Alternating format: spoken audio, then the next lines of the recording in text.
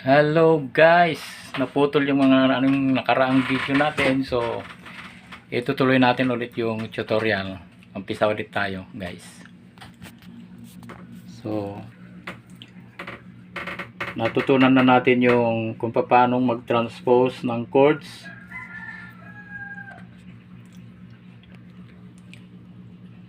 Try natin ulit ang transpose. Pindot function. Ayun, transpose.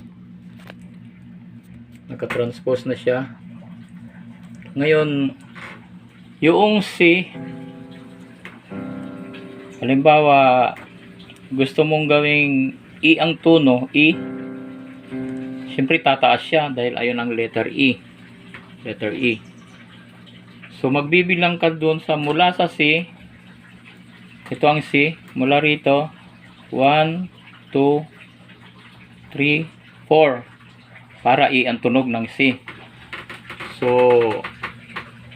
ayan, naka-transpose na. Pipindot ka sa minus ulit, I plus para maging E. Ganyan, 1, 1, 2, 3, 4, E. Ang tunog ng C mo ay magiging E. So plus tayo kasi abante siya, tataas. So 1, 2, 3, 4. Okay, 4 na. So ang tunog ng C is magiging E. Yan. Yan ang tunog niyan. E ang tunog niyan kasi naka-transpose ka ng 4. Ang C mo is letter E. So ganun lang ang purpose ng transpose, na hindi kagaya sa gitara, pag sinabing E pupunta ka talaga sa E. Pero ito, C ang ginagamit mo, pero E ang tunog. Okay. So next tayo. Magbibigay na ako ng example kung paano pag nakabisado mo na yung C, F, G, pwede ka nang kumanta niyan. Marami ka nang kantang maya adapt dyan, maya apply dyan. So testing natin. Okay, halimbawa ito, lagay natin sa accompanied fingered. So yung C, tutunog na ng C. C, naka-fingered na yan, kaya naka one man band na siya. Sasama yung drums, bass, saka yung chords niya. Automatic yun, yung accompaniment niya. So kung halimbawa tutugtog tayo ng, ang jambalaya na kanta is 2 chords lang yun, 2 chord. So pwede ka nang kumanta, beginner ka pa lang, pwede ka nang kumanta. Lalagyan natin siya ng style. Nasa ano siya, tingnan natin yung style niya. Nasa yes ka, mamili tayo. Yan, tingnan natin sa mga western, country. Nasa country yan, country songs. Goodbye Joe, sabi niya. Dixie Ragtime Blues. So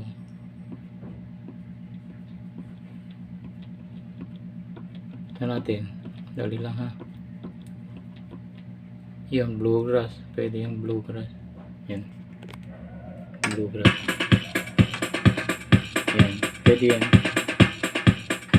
Tapos kung babawasan mo ng tempo, babawas ka ng tempo, stop mo yung tempo, and then minus para babagal siya.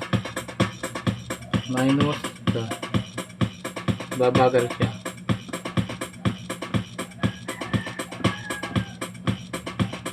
Yan, okay.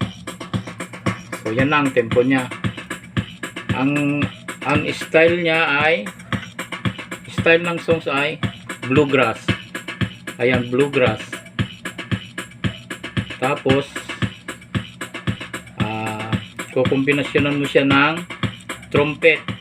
Kung gusto mo ng trumpet, pindutin mo yung voice, trumpet, 114 yata yung trumpet. Ayan, trumpet 114. So ang tunog niyan ito.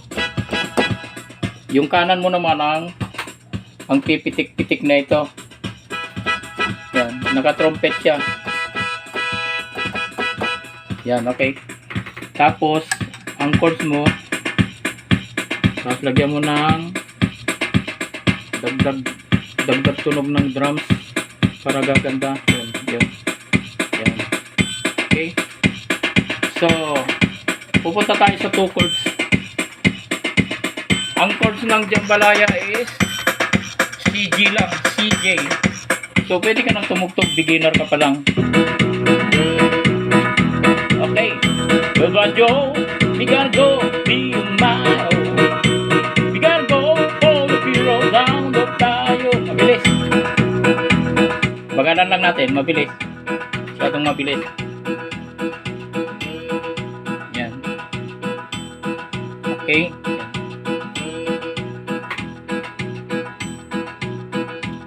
Tapos, lagyan mo ng harmony upang sa ganun, may sasamang mga kakaibang tunog. Tapos, bigyan mo ng kaunti. Pwede ka nang tumugtog. Okay? C tayo. Sample. Bago ka mag-umpisang kakanta, fill in ang drums, magda-drum siyang kusa. Bago siya mag-umpisang kumanta. Ito. Goodbye Joe, we gotta go, be a Mayo. We gotta go, all the hero down the bayou.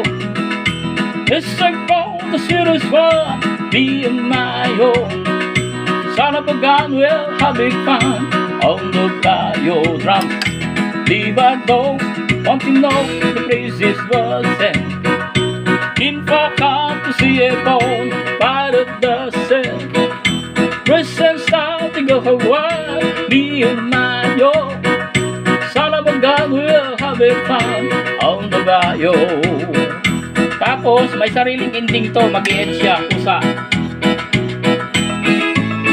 Ayan. Okay. So, napakaganda, diba? Dahil hawak ko yung, yung cellphone, hindi ako makapag-kombinasyon dito. Pero habang tumutugtog ka, halimbawa, tumutugtog. Yan. Pag tumutugtog ka, nakapindot ng siyan, automatic na siyan. So, pag gusto mong gaganda yung tugtog mo, pitik-pitikin mo to, sabay ka sa drums.